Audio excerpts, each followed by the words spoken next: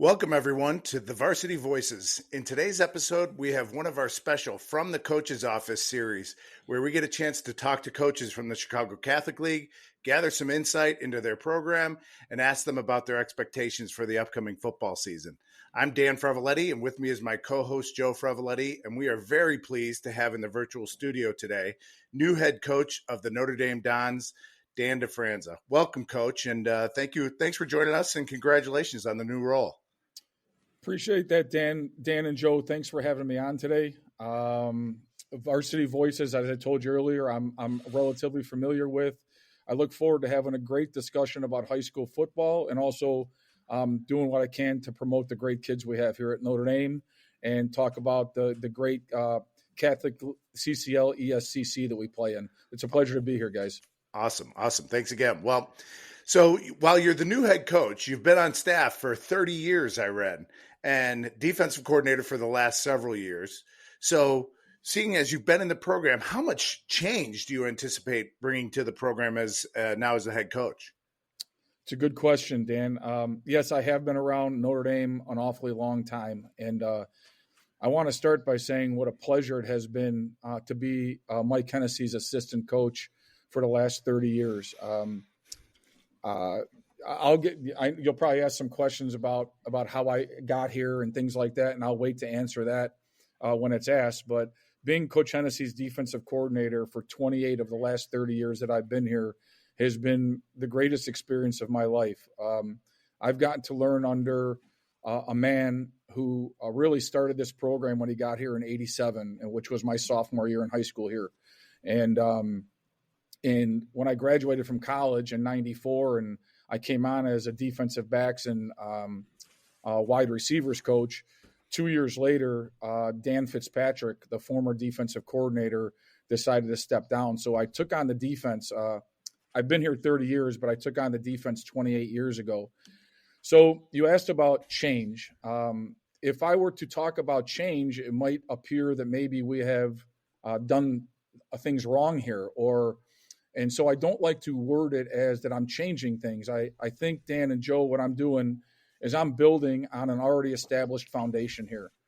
Mike Hennessy has been the foundation and the rock of our program, and the goodness and the good things that he has done here.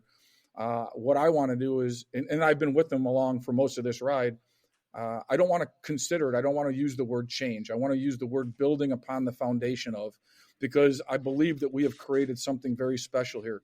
We have a good, solid, strong program. We have good kids. We have a good culture. And what I'm looking to do is, like any coach would, is try to take it to another level that we haven't reached before. But I want to keep the tremendous culture we have here, the way we treat kids, the way we treat families, the goodness of who we are. That's all things that I want to keep and build upon. And I love our culture here. I love everything that Mike Hennessy has done here. He gave me the reins of the defense 28 years ago, and he has really gave me the autonomy to coach the way I want. So change, not so much, although we'll talk about I've hired some other people and things like that, but it's building upon the foundation of which Coach Hennessy has established here and carrying on those strong traditions that we have here at Notre Dame. Yeah, and Coach, being a part of the Notre Dame program and working under or working with Coach Hennessy for the last 30 years or so, I'm sure, as you just mentioned, some of those things that he's instilled in the program, some of the things that he's done, and the way that he's done those things. What are some of the most important things you want to kind of take from that and take forward? Yeah, great question. The number one thing that I would try to take with me from Coach Hennessy's leadership is the way you treat other people. The way the selfless service, as Coach Hennessy has always talked about. That's what a leader is. A leader is in service to others. And one of the main things that I've learned from Coach Hennessy, and I would give my dad a little credit in this too, in my upbringing, is it's all in the way you treat other people. With kindness, with grace, with compassion. Being a coach is tough, and we're all kind of hard asses at times on the football field and that practice. But kids have to leave Notre Dame College Prep knowing that there was a sense of accountability here, and that they were treated in a way that you would want to be treated as a person. We've all heard of the golden rule before, and I know that's very cliche, but as a coach who coaches these guys hard, they got to know that it's coming from a place of love. They have to know that it's coming from a place of care, that it isn't just football, that is of importance. It's establishing a work ethic and accountability and discipline. And not only the way that we as coaches treat our players, but the accountability of the way they talk to and treat each other is very important. So Coach Hennessy's leadership ability demonstrated by the way that you treat another human being and you treat another family and the way the kids treat each other are probably the biggest things, not even talking X's and O's and practice plans. That is the main thing that I want to carry forward from what Coach Hennessy has established here in the leadership that he's shown. Yeah, and we talked about change, or we mentioned change, but not in the context of the program at Notre Dame. But I'd like to hear your perspective on the change that's gone on within the Chicago Catholic League, the East Suburban Catholic Conference. You've been around it for 30 years, and I'm sure you've seen a lot of different things that have changed over that time. What are some of the biggest changes and really challenges that you see now within the Chicago Catholic League and East Suburban Catholic Conference? Yeah, well, definitely we've seen a lot of changes. We, for a lot of years, even when I played at Notre Dame in the 80s and then into the 90s, we were the ESCC, the East Suburban Catholic Conference. And, when I was in high school, Bennett wasn't even in the ESCC. I think they got there maybe a year or two after I left. Marian Catholic wasn't in the ESCC.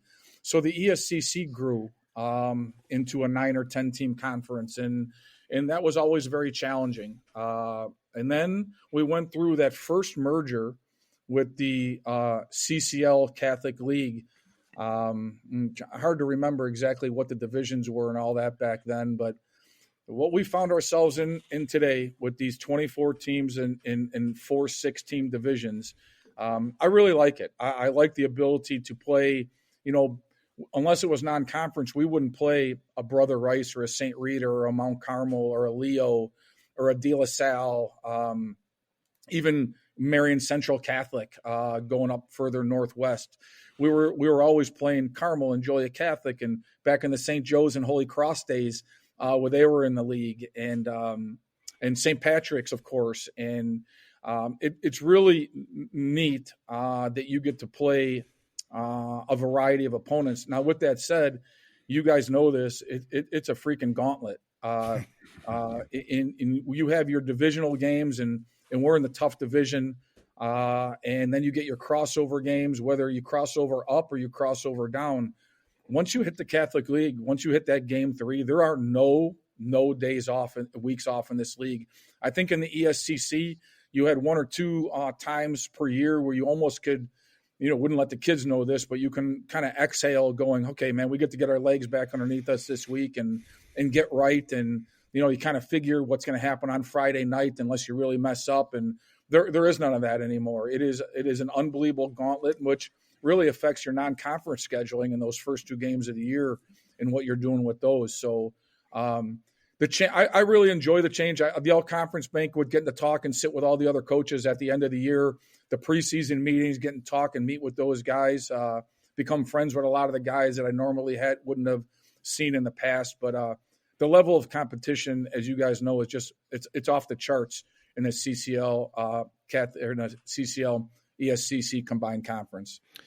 Joe will have to add gauntlet to our words. So we've got meat grinder, bloodbath. We've got a few that coaches in the conference have used. So we're making a list of what everyone calls it, and it makes perfect sense. And so, I'm guessing that Joe and I hear whispers of things, and we probably contribute to it as well, as far as things out there that might change, even in a bigger picture from Illinois in perspective with football and playoffs and conferences versus districts.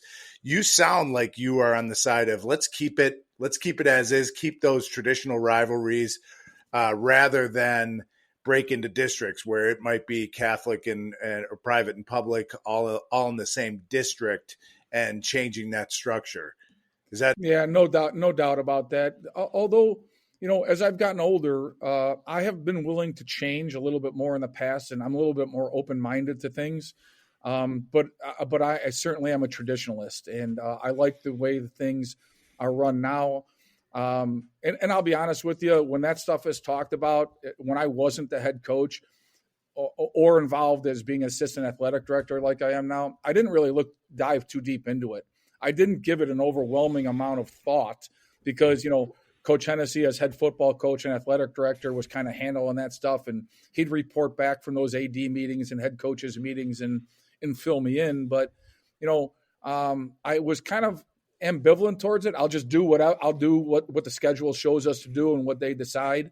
And I would still do that. But I have an opinion that I like the way things are kind of run right now. I would be open to adding more teams possibly to the playoff field. I think that is something that, it just showed a couple of years ago with Naz winning the state title after a 4-5 record, and Joliet Catholic winning the title after sneaking in on a 5-4 record a couple of years ago several years ago after they beat us in a Week 9 matchup just to get into the playoffs, and then they go crush everybody in the state playoffs on their way to another Joliet Catholic state title. So there's some really, really good teams. This year we wound up facing Ignatius in the Prep Bowl playoffs, and St. Ignatius to me was a 6A or 7A state title contender, and Sure. could have been a favorite to win it if they got in. And I think they wound up actually 3-6 this past year. And so I would be a little bit in favor of breaking tradition to expand the playoff field, especially for, it's going to sound odd to the public league schools, but the meat grinder gauntlet that we go through is there's some really good 2-7, 3-6, 4-5 football teams that would absolutely wreak havoc in the state playoffs. For sure. But I also love playing the suburban schools. Those matchups when those playoff pairings come out, and the newness of a new opponent that you haven't seen before and don't even have on common film with anybody. That's very exciting for a program, for the kids, for the coaches. Even non-conference games like this year, we're playing a couple teams we've never played before. We're opening up with an incredible Washington program that's traveling up from Central Illinois to play us, and we have a ton of respect for the Washington program, what they've done. And then we're heading out to St. Charles East for a Week 2 matchup at their place, a place we're very unfamiliar with. So I have our program has that feel to it right now with our first 2 opponents before we get into St. Lawrence and Providence and start our Catholic League matchups. It feels like we're getting ready for a playoff game right now, and that's really exciting. Yeah, that's great. So, Coach, you mentioned earlier that what you really want to do is continue to build on the strong foundation and the program that Coach Hennessy has built over the last 38 years or so. I'm sure there's also some tweaks or some things that you want to do from a standpoint of putting your stamp on the program as well. What are some of those tweaks that you might be looking at from last year to this year and going forward? Yeah, I think that one of the things, just make note that I'm placing heavy emphasis in our offseason on, our motto for the offseason is relentless football violence. Everything that we're doing in our offseason is about competing against each other and becoming more violent on the football field. And when I was coming up with that slogan, I talk about violence a lot, and I didn't want parents and everything when I first got the job to get the wrong impression of what I was talking about. So our big motto this year is RFV, relentless football violence. And we've always been known as tough kids, a tough program. Even in whether it's our up years or down years, when you played Notre Dame, you knew you were going to get hit. We had kids that were about maximum effort. And so that's one of the things that I'm tweaking here is just our competitiveness in the off season. And I've also kind of restructured our summer program a little bit. trying to work in line with the IHSA's restriction on contact days, trying to use some other days for lifting and conditioning and board work and film. So just trying to use the days efficiently in the off season. Using a little bit more modern technology, being out there on social media a little bit more is something we're trying to promote here as part of a change in our off season, and using the social media platforms because we know that's what the kids are into. We know that's what the younger kids who possibly are looking at our program are looking at. So trying to make maybe a little bit more of an uptick in the use of social media, and getting more with the modern times in the usage of that would be something that we're tweaking here a little bit. Yeah, Coach, social media, boy, that's become as big a factor as anything, it seems like, in as far as, keeping kids excited, engaged, and throughout the year, whether it comes to football or any other sport within the school. A little kind of closer or more about the team itself. You had mentioned early on that you did make you added some people to the staff.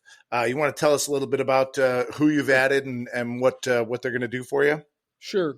Now, in our program, we have a lot of really good people. So one of the things I wanted to do, just like Coach Hennessy, is you want to surround yourself with good coaches. Okay, so good, knowledgeable coaches, but you also want to surround yourself with really good human beings, people that are aligned with the same morals and values that you have, so that can be conveyed to the kids.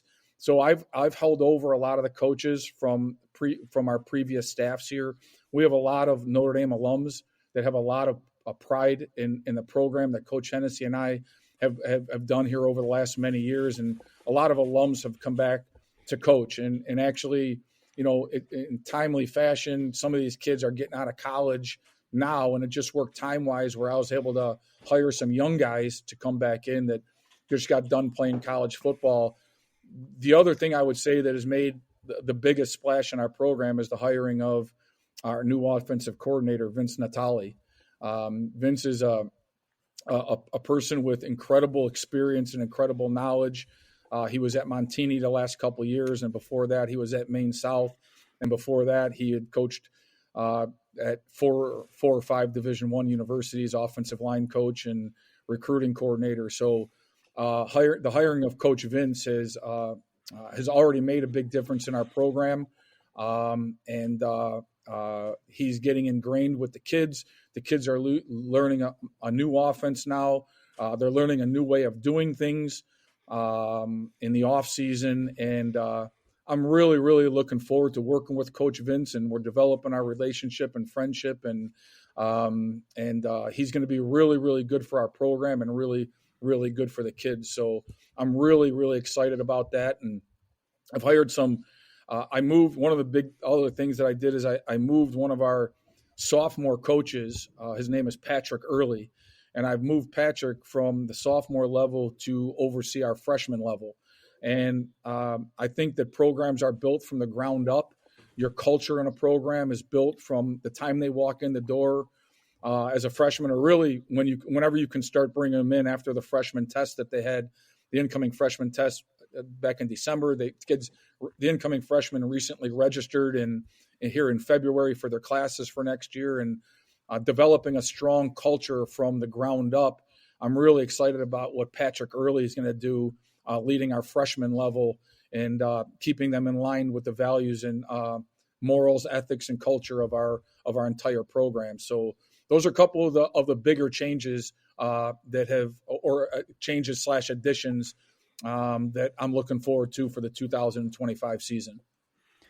Yeah, so you talked about some of your coaches. I'd like to delve into a little bit some of the key players that you're looking at, Coach, for next year. I know you will graduate some good players from this year's team. You've got some good players coming back as well. I know it's tough to replace some of the talent that you lose, but who are you looking at? Who are you counting on to step up, and who should we be on the lookout for next year? Yeah, First, I would like to say thank you because although we didn't have a lot of success on the field last year, the last 2 years, these seniors that are graduating are a tremendous group of young men.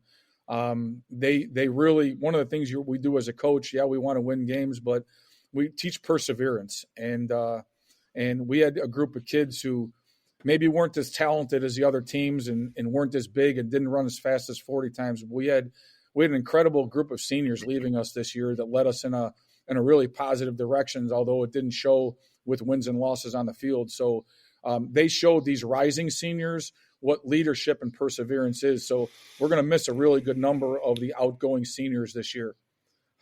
Turning to the juniors that are rising to become seniors, it's a good group.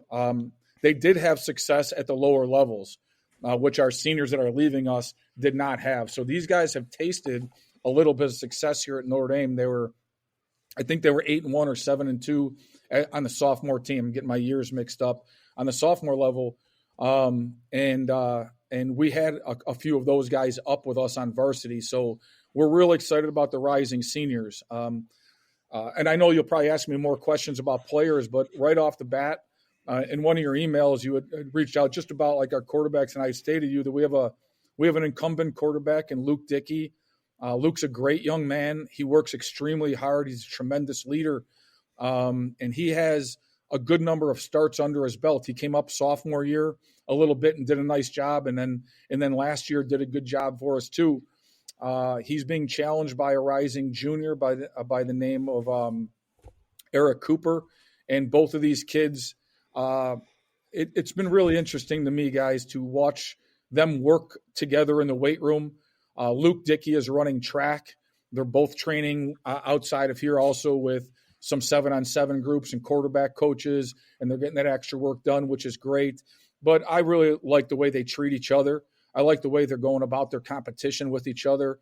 That says a lot about them, their character as kids, and the way they're supporting each other, especially with a new offense that they're both learning. So that'll be an interesting quarterback going forward. And we have two really, really good kids and good football players that are competing for that. I'm just going to stay on the offensive side. We have a receiver coming back, a rising junior by the name of Nick Miro, and a couple other kids with Max Santana and a couple others that we're really looking forward to. And there's an open competition at receiver for guys to step up to in this new offense. I'm really excited about our offensive line. We started 2 sophomores on our offensive line. They're our biggest kids that we have on our team.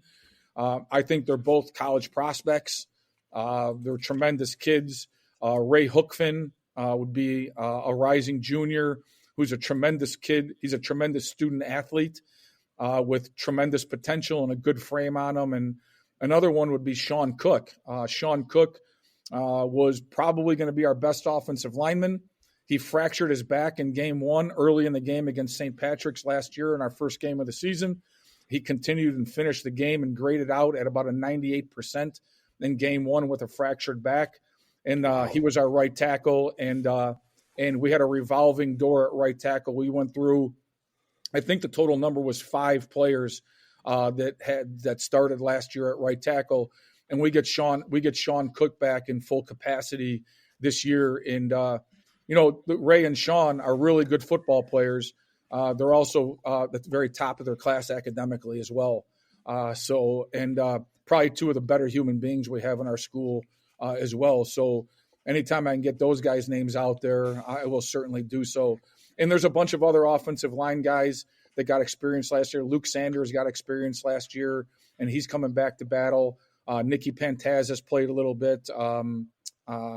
Looking for some rising juniors like Gavin Ninney is gonna be. He's a big kid who's changed his diet and changed his lifestyle because football has become so important to him. And in the last couple of months, I've watched his body change right in front of my eyes. I've watched his eating habits change, his work ethic change.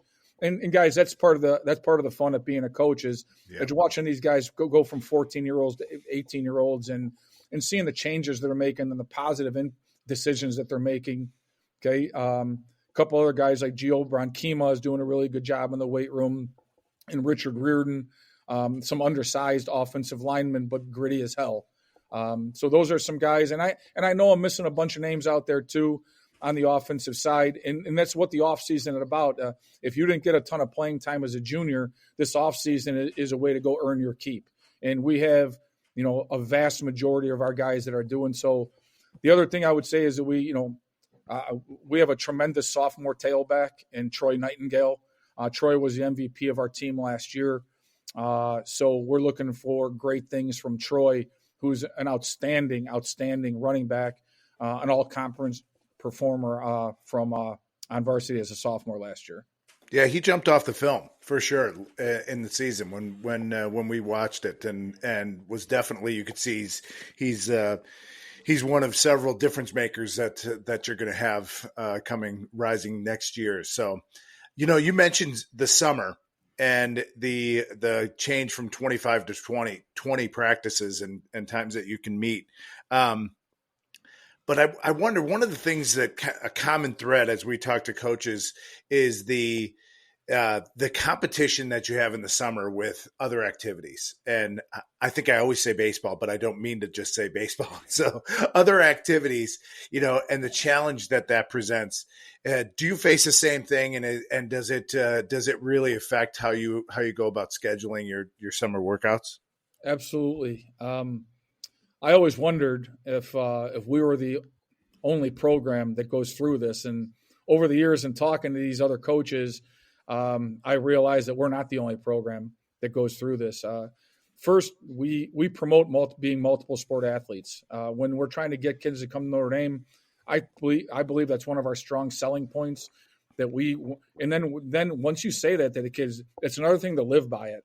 I have witnessed a lot of programs and a lot of coaches that have said that, and then they get really restrictive in allowing their kids to do so, or people get very selfish. And I'm trying not to go there.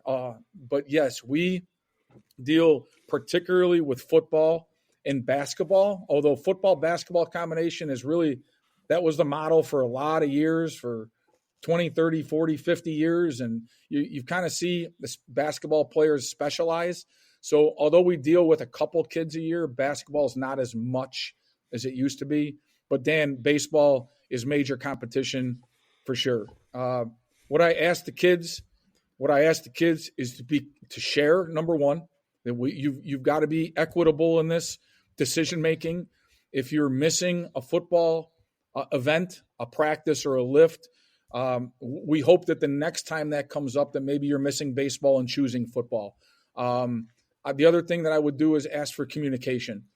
Please communicate. You're going to get my blessing to go perform in your other sport. I might ask, hey, if you're a pitcher only and you're not pitching for that team, hey, how about football that day? Now it's easier to work with the Notre Dame summer baseball staff than it is for a kid who's on a travel team, because I'm not in really communication with the travel coach. So to me, it comes down to communication with the kids. And having them being good communicators with us, and then understanding when they have to miss, and having that trust that if they're missing a lift and they're missing a film session, that they're going to get in and they're going to get that in their own time, or they're going to try and schedule a time with me or one of the other coaches to meet with them individually to get that work in. And generally, our kids are really, really, really good about it. But for football kids, a football practice in the summer, if you weigh. You get to play in a basketball or baseball game, or you get to go run your ass off at a football practice. I mean, it's not fun. I know when I was that age too, and juggling three sports, that I definitely much rather go play in a game than I would the grind of a football practice. But we're asking the kids to be equitable, and we're asking the kids to share. And I always kind of remind the kids too that football's next. When we're next up, and baseball's not till the following year, and basketball's not till the winter. When it comes to scheduling, definitely try to look at the travel basketball and baseball schedule and understand when those big tournaments are they'll be leaving for, and trying not to schedule, if possible, not trying to schedule things when I know a good number of our kids might be gone. All right, so Coach, I have I have one more question for you. I don't know, Dan. Do you have any more you want to wrap it up, ask? Joe? Yep. All right. Go ahead and wrap it up. And Coach, I've asked the other coaches we've interviewed this same question, and I really enjoy hearing the answer. But so, a year from now, we're sitting down again and we're doing another interview with you. What do you hope we're talking about in regards to how things went in Notre Dame football? Yeah. So basically, it's kind of like quantifying success. How am I going to, if we talked in a year from now? Well, first, I would say that if all of our guys were good human beings in school, if all of our guys, if I didn't get any reports back from teachers or the dean or the principal or the president, if I got a report back that our guys are really good human beings, that our guys were respectful, that our guys used proper language, that's the first, that treated others well. That's the first thing that would stand out to me before I get into the sports aspect of it or football aspect of it. Are our guys good human beings in the classroom, in the hallway? Are they making good decisions on Friday and Saturday nights? Are they not doing something silly on their phones? If we can stay away from that stuff and be good people, that's the first thing that I would be real happy about at quantifying success. Now, when it comes to football, playoffs, competing at a high level every week, doing the right things on the field, executing well, playing with discipline. And then finally, it comes down to we as coaches are ultimately judged on wins and losses. And we're a good football pro. We've been a good football pro, but the last 2 years we have neglected to make the playoffs. And getting to the playoffs this year is an extremely, extremely high goal. So I would say that being good, productive, being able to produce good, productive members of society that are good human beings is number one. Winning enough games to cross that bridge to get into the playoffs and then making a playoff run. The ultimate goal always is winning a state championship in football. And you can't win a state championship unless you get a ticket to the dance. And we are in desperate search to do all the right things in this offseason to get us over the hump, to get us back into those playoffs and to try to make another deep playoff run like we have many times in the past. Well, Coach, your heart and head are in the right place, and you are clearly a great steward for Notre Dame and the football program. And it shows. Your passion comes through. We wish you nothing but success in the future, and really appreciate your time today. Thanks for joining us. We hope to have you back at some point in the future, and all the best. My pleasure joining you guys. It is a great honor of mine to be the head football coach at Notre Dame College Prep and lead these young men into football success and life success. And I appreciate you guys having me on. Great. Thanks, Coach. Appreciate it, Coach. Take care, guys.